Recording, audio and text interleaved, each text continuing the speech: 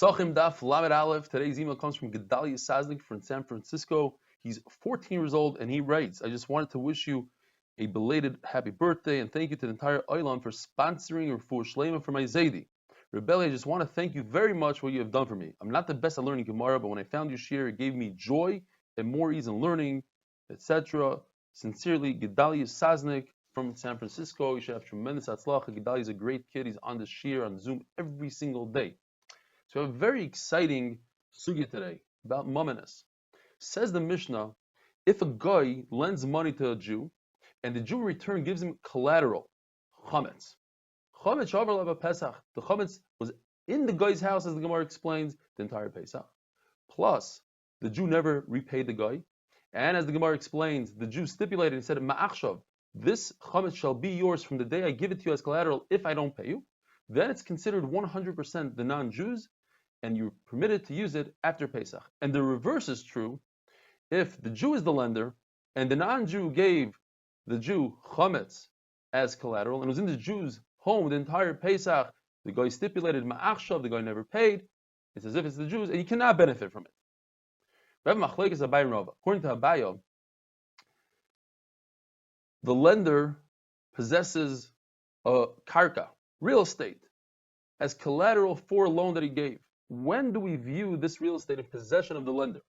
According to Abaye, if it turns out that the borrower never paid the lender, so the karka was the lender's from the moment he got it. And according to Rava, from the point that he didn't pay his loan, that's when it becomes the lender's. If the borrower went ahead and made the karka hegdish, he gave it to the Beis Hamikdash, or he sold it, everybody agrees. Even Rava, who says that it's only from this day on, admits that the borrower has no right to go ahead and be makdish the field, to go ahead and sell the field. There's a machlokes though. What about the malva? What about the lender? He went ahead and he gave the field to hegdish. He sold the field, even though perhaps he didn't have a right to. Later on, the borrower never repaid the loan. Do we view it as if when he gave it to the Beis Hamikdash it was okay or not? According to Abaye, it's a good hegdish, it's his retroactively, and according to Rava, it's from this day on. So the Gemara asks an amazing question. It's a 9-step case. And with the use of these cartoons, it's a lot easier to understand. Levi lends money to Reuven. So now Reuven owes Levi money. Reuven goes ahead and sells his house, his karka, to Shimon. And he gives Shimon an achrayus. He says, if somebody comes and takes the field, Levi that is, I will pay you back the cash. Shimon doesn't have any money. So now Shimon owes Reuven for whatever the value of the house is.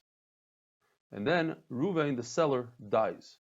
Comes Levi and says to Shimon, I want the house. But Shimon really likes this house. He likes the location. So Shimon goes ahead and pays Levi for the house. Say Reuven's yarshim to Shimon, you owe a debt to my father, to our father. Pay up. So he says, well, wait a minute, I already paid Levi. So they tell him, no, you shouldn't have paid Levi. If Levi would have came to us, we don't have anything to pay. We don't have real estate. And the cash that we have, we don't have to pay. B'chayv, yarshim don't have to pay metaltalin. Therefore, we would just send them away. So you need to pay us. Why did you pay Levi? Says Rava, if Shimon was really smart, he could pay the Yarshim with a field. He could give back the house to the Yarshim for a moment. And now the Yarshim have real estate. And now what the father owes Shimon, Shimon could go and grab it back from those Yarshim. Because now they have real estate. And real estate, they do have to pay the father's debt. But that only works if we say lemafreya, retroactive. It was the father's from day one, whatever Shimon owned for day one. But if we say it's from today on, this whole trick doesn't work. Says the Gemara, it does work. Why? Because Shimon is saying over here, typically Rava really holds mikanu laba. In this case, it's different because Shimon says, why are you coming to me? From the same power, from the same force, that you Yarshim are coming to me and asking for the money, I'm coming to you, your father owes me. There's a concept called Shibud de Reb Nasan. If Mr. A lends money to Mr. B, and Mr. B lends money to C, C has to pay A. A could go directly to C, that is. So 2 over here. I hope you got that. Only 9 steps.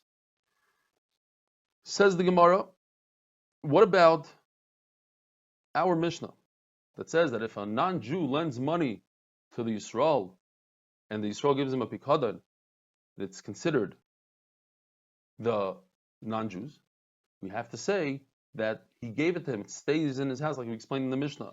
Stay by the non-Jew the entire time. And we also have to say that the Yisrael said me'achshav. It starts from this point. Rav is going to have to say that, in other words, because Rav holds mikan lahaba. In our Mishnah, it's talking about me'achshav, so it's different. It goes retroactive when you say me'achshav, like him. The Gemara brings a raya. If a guy gives a very large bread, called a porny bread, he gives it to the Jew as collateral. And then he tells the Jew, he got ticha. In other words, it's yours. So it's considered the Jews, and you can't benefit from it after Pesach. We must explain that it's talking about the concept of me'achshav. He didn't just say, here, take the bread. He said me'achshav. From day one, he said, take it. Now, what if he doesn't say me'achshav? So we have a brayso that Tanakama says, the pasuk says, l'chati tzedakah. If somebody borrows money, and the collateral is a pair of pajamas, some night clothing, and he doesn't have anything to sleep in, there's a mitzvah to give it back to him every night. And the Torah calls it tzedakah. Now, the Torah should have called it chesed. Tzedakah means it comes from out of your pocket. So you see from here that the lender actually owns the collateral. Says the Gemara, according to the Tanakama, that's only when the Jew is the borrower, but not a guy. Doesn't apply to a guy.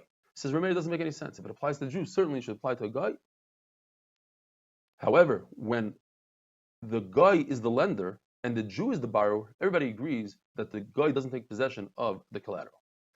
And this that the Mishnah says by us, that when the guy lends the Jew, he does take collateral, the chametz, and says if it's his, it's because he said me'achshav. Says the Gemara real quickly, that if you have, let's say, a restaurant, and in the restaurant there's a lot of schayra, there's product in the restaurant, but the restaurant's waiters are all non-Jewish, and you find, let's say, a sandwich under a table, we could assume it's the Jewish owners. Reverse, the store is owned by a non-Jew, and everything in the store is the non-Jews, but the waiters are Jewish. If you find the sandwich, the non-Jews.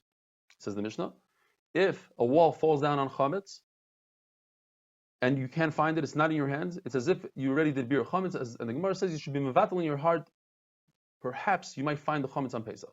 Rav Shimon Gamliel says, if a dog can't find it, meaning it's 3 tvachim deep, so you don't have to check for it. Why? Because a dog smells food, doesn't smell cash, says the Gemara.